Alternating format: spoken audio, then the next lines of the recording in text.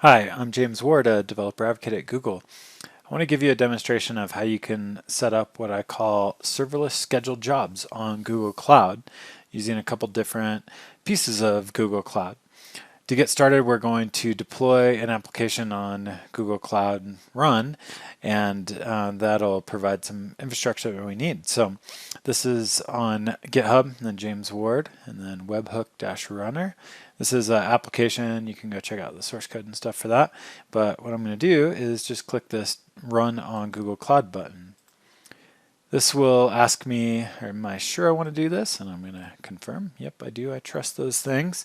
And now I'm in Cloud Shell, and what it's doing is it's starting up a instance, compute instance on Google Cloud that is one that I can use for development purposes. And then we have a program that'll run automatically on this Cloud Shell open that's going to clone that Git repo and then get everything ready for deployment. So it's going to ask me which Google Cloud project I want to use. I'm going to use my JW demo one. And then it's going to ask me, where do I want to deploy this application? I'm going to say US Central 1. And now it's going to do Docker build on the source code that it just cloned from GitHub, this source code up here. So doing that Docker build will create a container and a Docker container, and then we'll be able to deploy that Docker container on Cloud Run. We could also deploy it on Kubernetes as well, or on GCE. Okay, so that's going to take a few minutes to build, and then we'll do the deploy, and then we'll walk through the rest of the steps in a second. But while it's doing that, let's go take a look at what's actually happening underneath the covers. There's the Docker file, and in the Docker file, it's using OpenJDK 11, and it's then compiling the application down into something that can run. And then it's also using a base image for running this application, which is the Google Cloud SDK. And then I'm adding in OpenJDK to it, copying in my compiled application, and then telling it how to start up. So the reason why I'm using the Google Cloud SDK is that the way that we're going to run our instances, our scheduled jobs on some compute platform is I'm going to actually run them on GCE, the compute engine, which gives us just raw VMs in the cloud. And I need to be able to start those VMs. And so I have a little web program here, RESTful endpoint, that will handle HTTP requests and then be able to start up an instance. So we can take a look at what's going on here in the main application.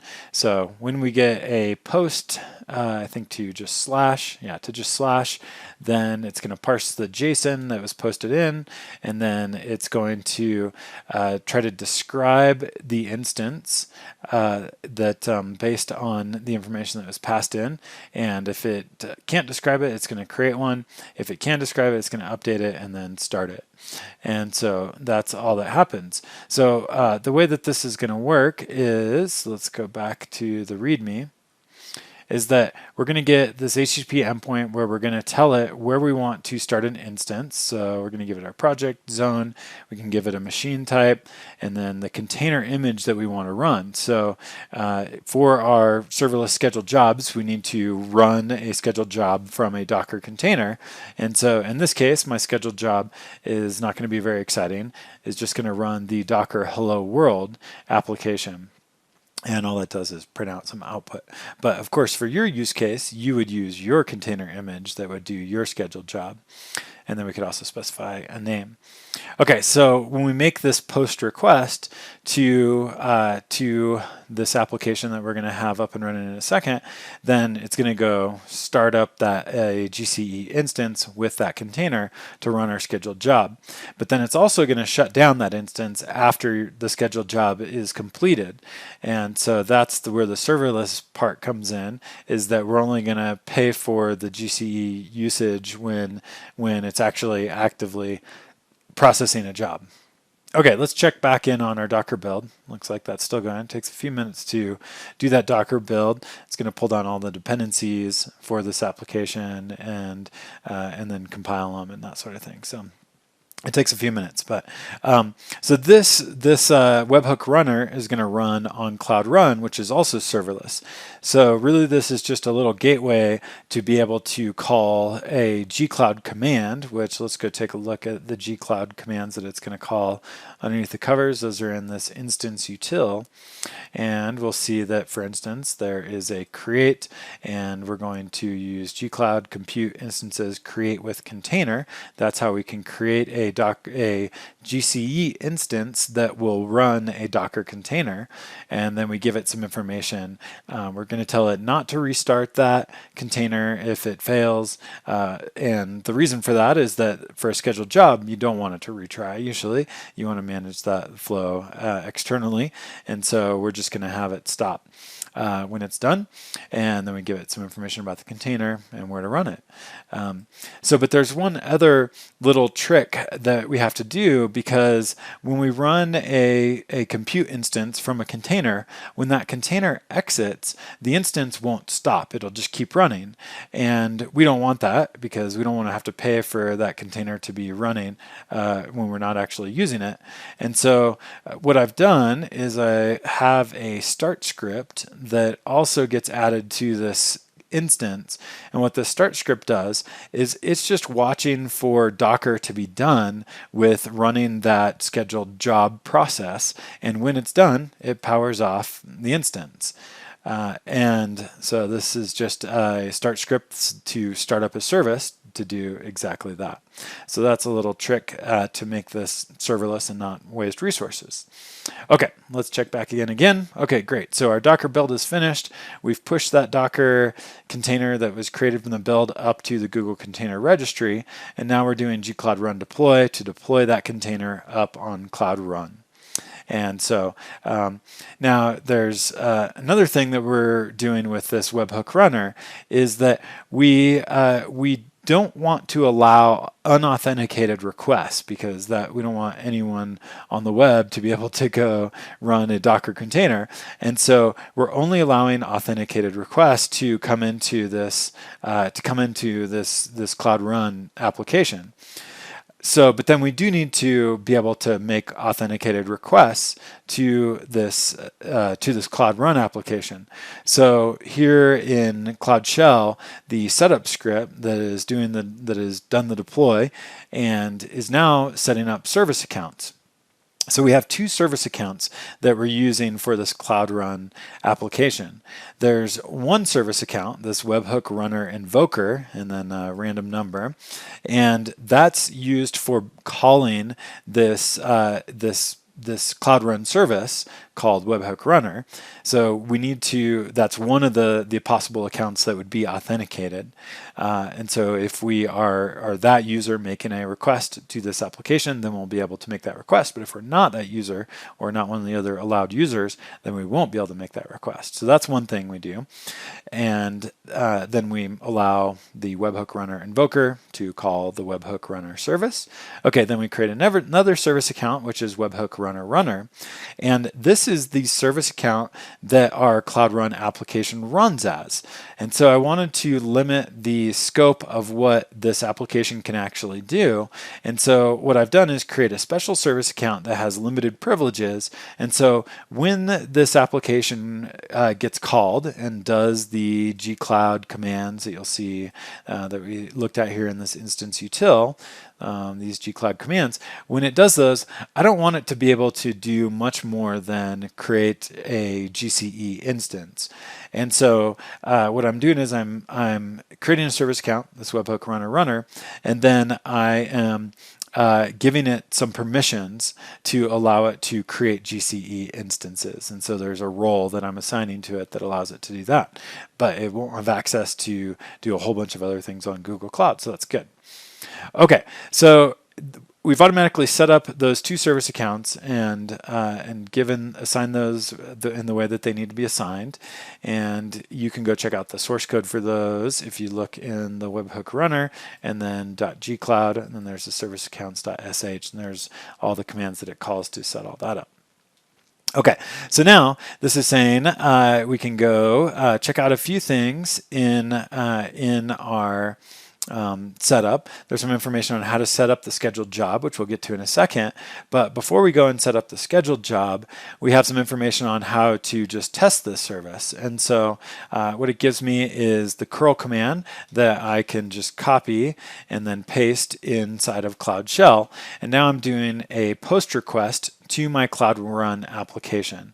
And we can go open up the console for Cloud Run for this application and see some information about it. So this is the application that was just built and just deployed.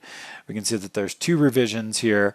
One was the initial revision, and then we made a second revision when we changed the service account for this, which we'll see down here as the webhook runner. And of course we can come in and check the logs for the application and that sort of thing.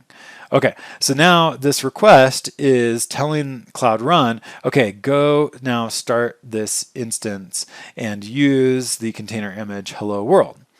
Okay, so it's now completed that, and we can go check that out in a second. But what I want to show you is that we can go to the container logs in Stackdriver from our GCE instance that just ran our container. So let's go check out our logs, and we can see what actually happened inside of our container. Whoops, and for some reason my copy and paste didn't work quite right. So let's try this again. Okay, so now it'll take a second for these logs to come in, but then we'll be able to see exactly what happened when that container started, and we'll give it a second to do that. While it's doing that, let's go over to the GCE console, and we can see this instance and the information about it that was started. So let's go to our compute engine and check out our instances. And we'll see that there was an instance down here called Hello World that was just created. And if we look through the information on this instance, we can see where it is, the type that it is, the networking information, all that kind of stuff. But then we can see the container image was Hello World, and that's the Docker Hub Hello World. Okay. And then you can see all the other information about that. You can see the start script that I showed you a little bit ago. Okay, so let's go check back on our logs, see if we got any logs here. There we go. Okay, so we've got some logs, and what we should see is that there's a bunch of information in the logs, but here is the interesting part, is that when you run that Docker container, hello world, you get this hello from Docker message with all this information. And so sure enough, our GCE instance did run that, that hello world container. And then if we wait a little bit longer, then what we should see this thing do is then shut itself down after it has finished processing that job. So that'll take a little bit of time for it to figure out that the job is completed and then shut itself down, but that will happen shortly. While we're waiting for that to happen, let's go and see the information about setting up the scheduled job. So to create a scheduled job, it gives you the link here in that output. So let's follow that link and go set up our scheduled job. And then there's some information about how to set up the scheduled job and the parameters for it. So let's give this thing a name. Let's give it a frequency. I'll say, how about every 3 minutes? And then star for the rest of those. So that's using the cron format, so every 3 minutes, and then I do need to tell it the time zone. Let's see, I'm in the United States and I'm in the Mountain Time Zone, which should be somewhere in here. Mountain Standard Time, Mountain Daylight Time, Mountain Daylight Time Denver. There we go, because I'm in Colorado. Okay, and now we give it a target. I'm going to say our target is HTTP, and then if we look back at Cloud Shell, it's telling us here's the Cloud Run HTTP endpoint. And I'm going to make a post, and then it's telling me in here the post body, and so I'm going to give it this JSON there, and then show more. We do need to authenticate because you have to be authenticated to call that service, and I'm going to say use an OIDC token, and then I need to tell it the service account, which is listed in here is that webhook runner invoker one. So let's copy that. Paste that one in. Okay, and then let's hit create. So now we'll have our scheduled job on whatever schedule we want, and it's going to call that endpoint. It's going to be authenticated, and now we'll be spinning up that container on a GCE instance on that schedule and running our scheduled job. Instead of just waiting for this thing to run, well, first, before we try to run it, let's see if we got our instance shut down. Should have shut itself down. Let's go see if it did shut down by now.